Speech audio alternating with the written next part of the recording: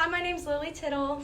And I'm Ashlyn Roberts. We're students of RCHS. And we're here today to talk to some educators of our school about bullying and bullying in our school. So we want to start off by saying it's okay to not know, but it's not okay to not try. And how will our teachers in our school work to prevent bullying? Let us hand out these papers real quick with your questions.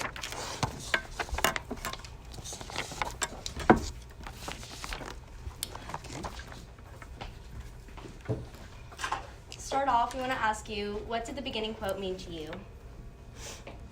How often do you see bullying occur in your classroom? And how do you believe bullying has changed with advancing technology?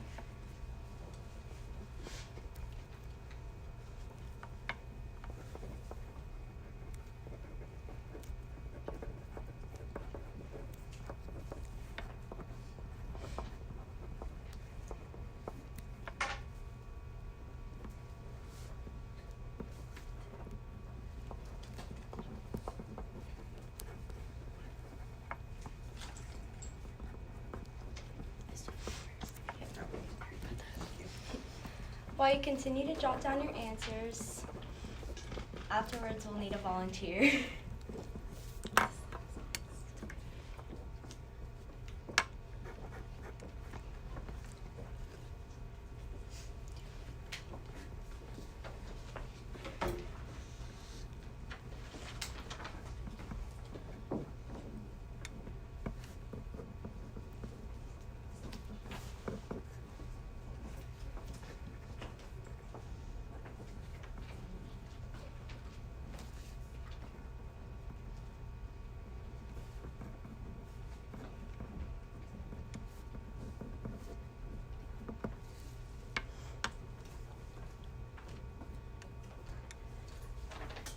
Okay. Would one of you like to volunteer to do our activity? Ms. Phillips? Sure. Okay. Open the bottle of toothpaste. Now draw a line on the paper.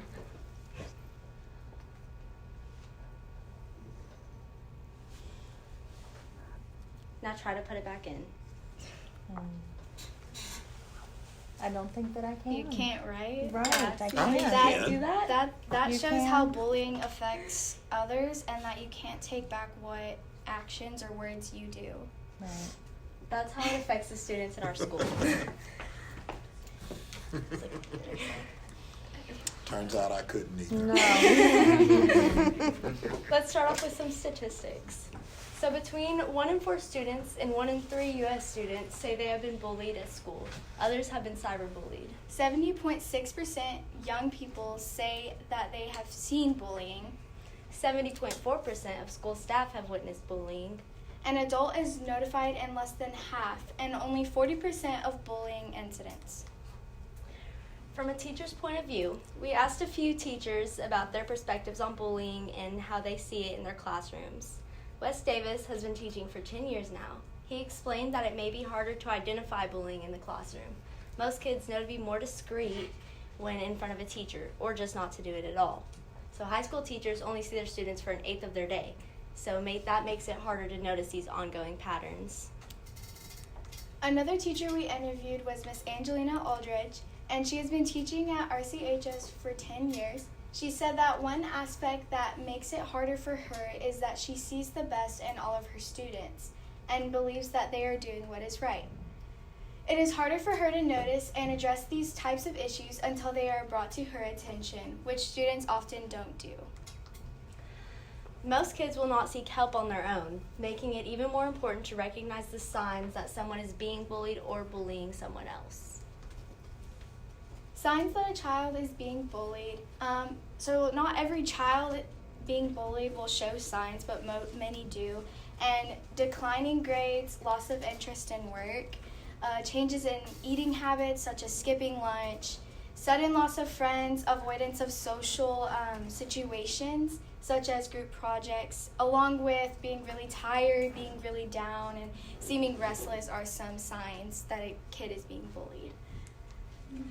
Signs that a child is being bullied.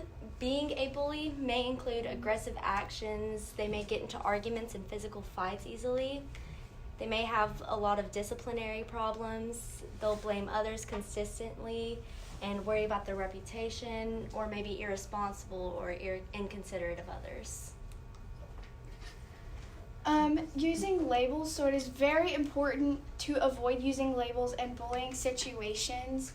When dealing with these situations, the terms bully and victim are commonly used. This can lead to multiple negative outcomes. These may include making the child feel as if their actions cannot be changed, or as if it is their personality rather than just a personal problem that can be solved. Children may play multiple roles in a situation. When using these labels, you may fail to recognize that it's not so black and white. Using these labels may make you disregard other influences such as peer pressure, home life, and so on.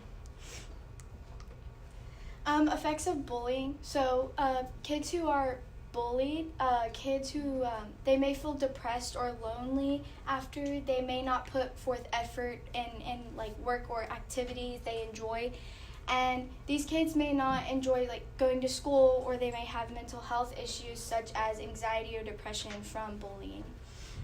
Kids who bully others may become abusive later in adulthood with relationships and alcohol and substances like that. They're more likely to drop out of high school or obtain a criminal record. They're more likely to become depressed and lonely later in life. So what we want to implement in our school, or one idea, is a mental health survey. So we would ask that each teacher would be required to give a survey that checks in with their students once a month. This may include asking about friendships, family, school, their overall well-being. And we want teachers to make an effort to grow closer bonds with their students and pay attention to the individual's actions and any changes in personality.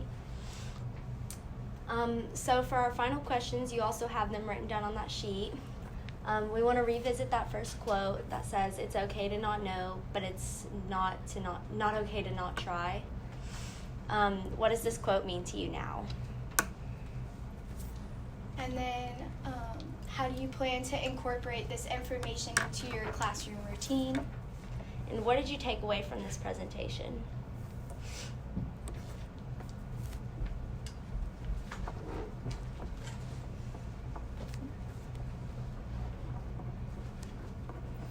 We would also like to say if you have any questions or comments or concerns about anything, feel free to ask.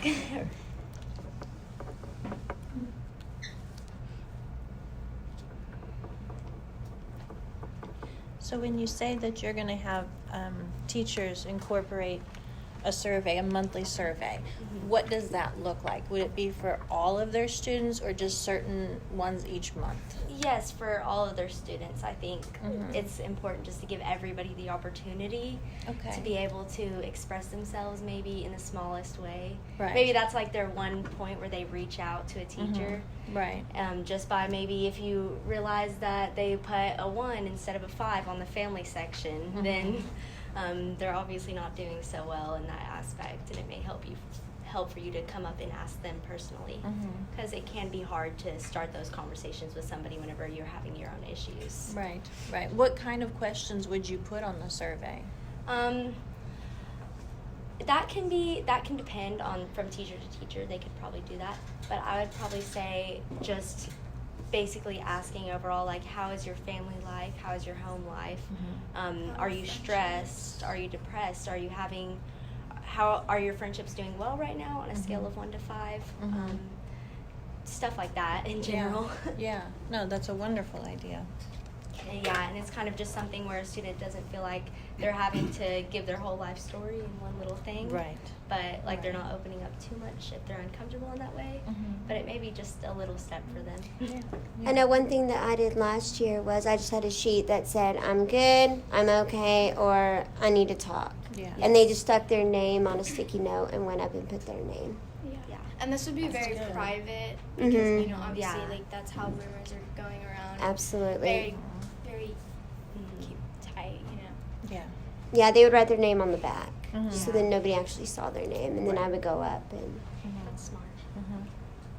See, that's another good idea that we could use in our school that would honestly might make a big difference in some students' lives. Mhm. Are there any more questions or?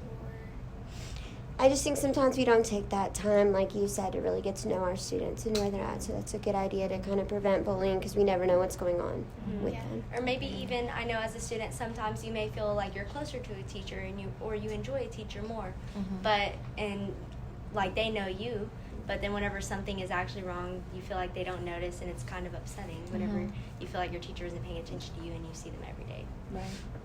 Right. That's a very good point. So any more questions? Are you all finished answering these, or Mhm. you need more time? Done. Well, thank you so much, ladies, for Thank opening our you. eyes. Oh, yes, we have our wanted to privilege. end on a good note.